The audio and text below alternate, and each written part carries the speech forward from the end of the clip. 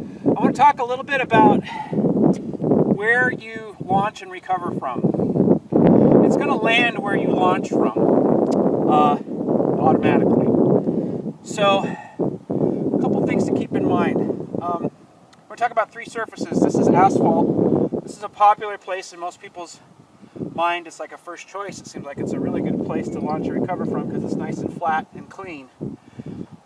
Which is fine most time in very calm conditions. However, a few things to keep in mind with asphalt is that it's not at all forgiving, and that it's easy for the drone to slide around on the surface. So for example, if I'm sitting the drone on asphalt and let's say the wind is coming this direction, this way, when the drone lands, it's more apt to slide easily.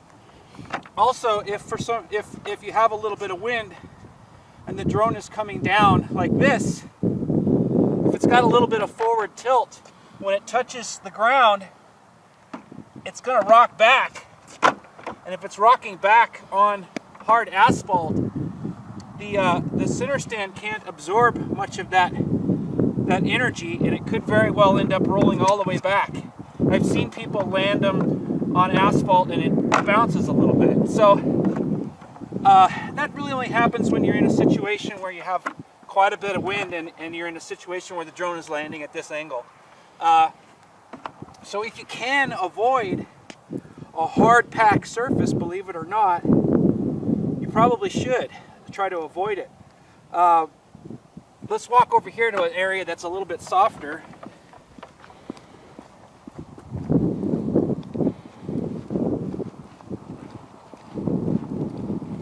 So over here we've got your typical grass lawn, so some weeds in it.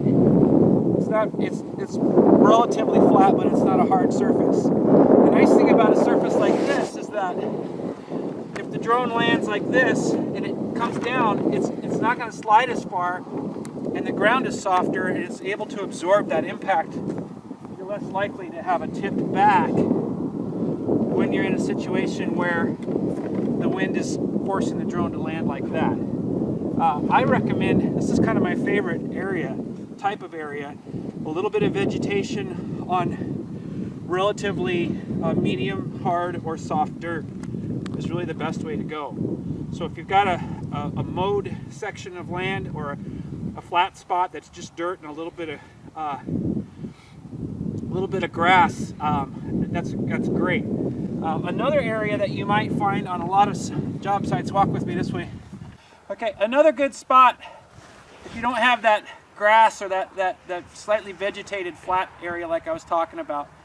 A lot of sites you'll have, construction sites, you'll have some loose gravel like this. This works out pretty well too, because again you have a softer surface that the drone can dig into if it does do any rock back at all. It seems like I'm making a big deal out of this.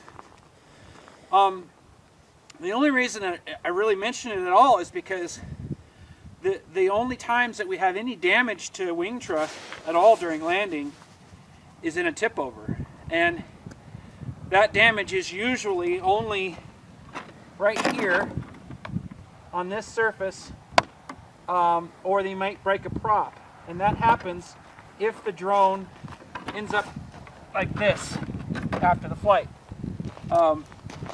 That's okay. It's not the end of the world, but if you can avoid it, it's nice. And so it's just really a drop from about here to here. So in order to avoid that happening, you want to not have a surface it'll bounce off of, and you want to have a surface that if it does tip over, it's a little bit more forgiving. So keep that in mind as you're choosing locations to launch from, because it's going to land within a circle about 15 feet of the area that you take off from.